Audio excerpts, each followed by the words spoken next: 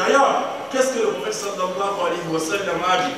أيما امرأة استأثرت ثم مرت على القوم ليجدوا ريحها فهي زانية رواه أحمد في صحيح الجامع. Le prophète sallallahu alayhi wa sallam a dit: la femme qui se parfume et passe devant les gens afin qu'on sente l'odeur de son parfum est une fornicatrice. La femme qui sort, n'est-ce pas, de chez elle étant parfumée et passe devant les gens pour qu'on sente l'odeur de son parfum est une fornicatrice. Elle est considérée comme si elle a fait, n'est-ce pas, la fornication. Et ce hadith est rapporté par l'imam Ahmed, on le trouve, n'est-ce pas, dans Sahih Jami'. Alors, le deuxième hadith plus dur encore, c'est que le prophète sallallahu alayhi wa sallam il a dit: ayyuma imra'atin tatayyabat thumma kharajat ila al-masjid liyujad rihaha thumma lam yuqbal minha salatan hatta taghtasil iktisaliha min al-janaba. Rawahu Ahmad fi Sahih Jami'.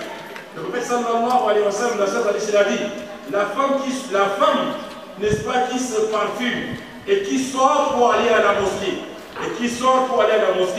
pour qu'on sente, n'est-ce pas, l'odeur, son odeur, sa prière ne sera pas acceptée jusqu'à ce qu'elle aille se laver. Et le lavage comme le lavage de Janaba. La femme qui sort, n'est-ce pas, étant parfumée pour aller à la mosquée. Puis, maintenant, c'est-à-dire, elle passe devant les gens afin qu'on sente l'odeur de son parfum. Hein? N'est-ce pas, nous allons dire que le prophète sallallahu alayhi wa sallam a dit: sa prière ne sera pas acceptée jusqu'à ce qu'elle rentre se laver et son lavage comme le lavage de Janaba. Alors, combien sont les femmes qui viennent à la mosquée ici? Elles passent à côté de toi et sentent le parfum. Peut-être qu'elles sont ignorantes, mais aujourd'hui elles savent.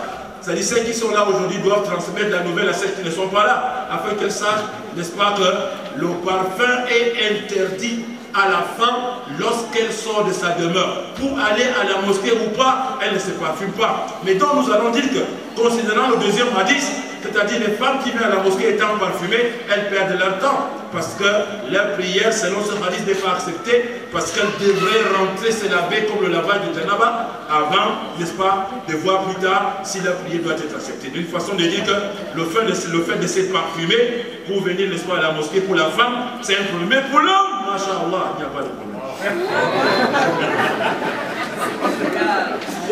Il faut savoir, n'est-ce pas, que parmi les choses les plus aimées par le prophète Muhammad sallallahu alayhi wa sallam, il y a le parfum. Et quelqu'un disait même, si quelqu'un dépensait la moitié, n'est-ce pas, de ses biens pour acheter le parfum, il n'aurait pas gaspillé.